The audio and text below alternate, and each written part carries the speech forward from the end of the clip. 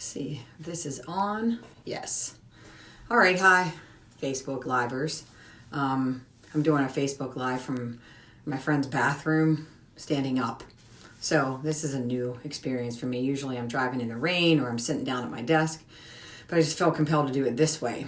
So when I took a poll, I asked, some different subject matters, what you guys would want to hear about. And one of them, majority ruled for number 6.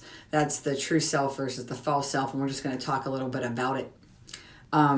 There is one reference that I'm using today, and I'm just going to hold it up here. It's backwards, but it's called The Human Condition. It was written by a Catholic priest. So it's very interesting read. It's only 45 pages long. So if you wanted to read it, it'd be short, sweet, and to the point. So the false self. What is the false self? The false self is all of your programs that are faulty, that are running in the background, that are faulty, that are creating you some kind of misery as a human being. It's not truly who you are. It's what you learn to be. And so how does that even come about? Well, when we're born, we have to gather information from the world, from people around us, from the outside that are going to help us to understand what it's like to be alive. And so, in the first 15 years of your life, if not more, you're gathering all this information to define yourself through other people's thoughts, beliefs, experiences, through your senses, through everything that it means to be a human. You're identifying yourself through that.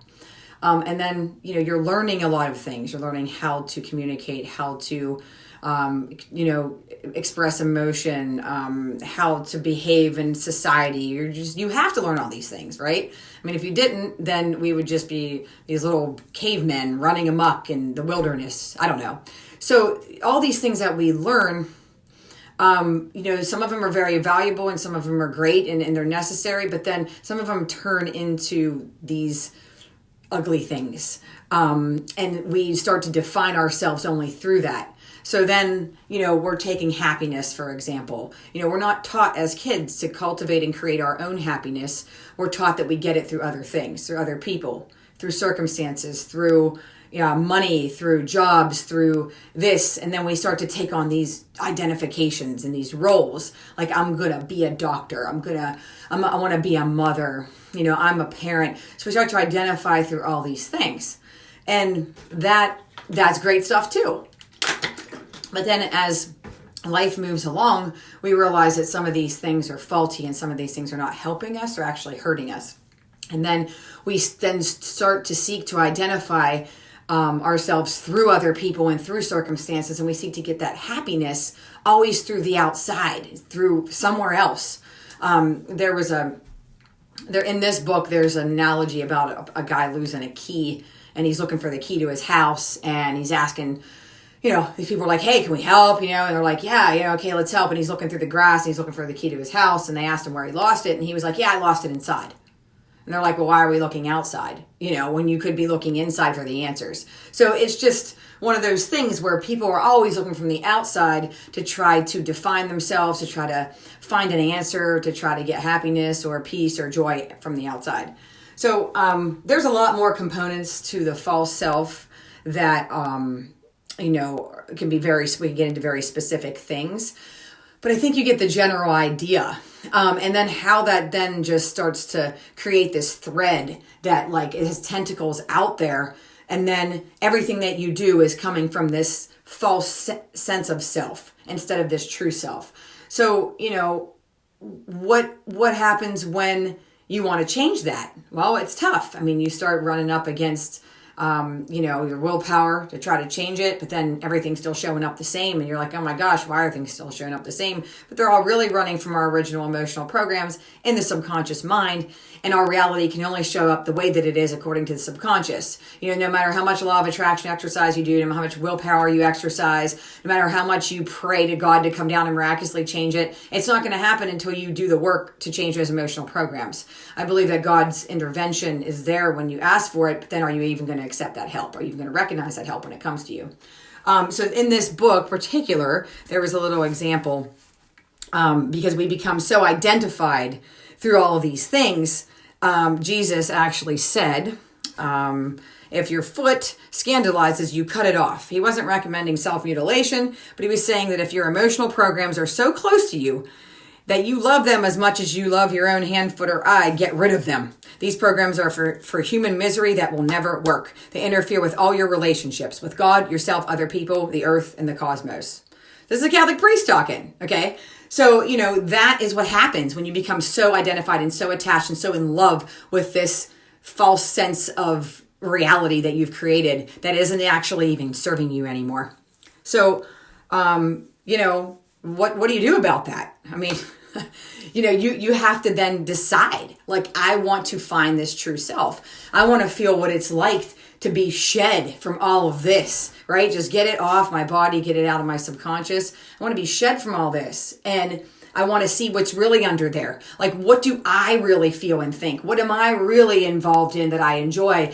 Like, what am I afraid of and what am I not afraid of? What am I really feeling I desire and what am I not? And what am I doing just so people can accept me? What am I doing just because society said that it was this? Or, what am I doing to make my parents happy? Or, even if they're dead, like, I'm still trying to satisfy my parents, right? And I'm in these loops and I'm in this detrimental loop. So to jump off that hamster wheel, you have to be willing to be in pain, right? You have to be willing to be in a great amount of discomfort. And nobody actually wants to willingly do that, but yet we ask for it. We complain that things aren't changing, and we ask God, oh God, please help me to change a situation. And then when it comes up and God's like gives you opportunity to do it and things start falling apart, so that you can rebuild, so that you can know the truth, so that you can know the true self, then you freak out and say, oh my God, God abandoned me. God's not here. Well, that's what we call dark night of the soul, right? So in this book, he also mentions about St. John of the Cross. St. John of the Cross, you can read about him. But, he described and wrote poetry about his dark night of the soul, where he felt like God had just abandoned him, right? Because his whole life got destroyed. And he's trying to find the lessons in it. He's trying to find the blessings in it, and he can't find it. And sometimes we have to be destroyed and cleansed and cleared of all that we are not, so that we can know who we are. And some of those things may stay. I'm not saying all of the false self is terrible. I'm not saying that if you were has a role as a CEO, that you have to go out and sit in the woods and be a farmer now, right? I'm not saying that all those things need to go, but just elements of it that are detrimental, especially the emotional programs that are running in the background. So there is a such thing as spiritual maturity. And this book also has another cool reference that I like. I'm trying to get to the page here. And then, as these things happen, you're getting rid of this old self and you're coming into this maturity of this new true self. So again, Jesus says in Matthew 10:38, okay, words of Jesus, gospel, in case you didn't know what that is.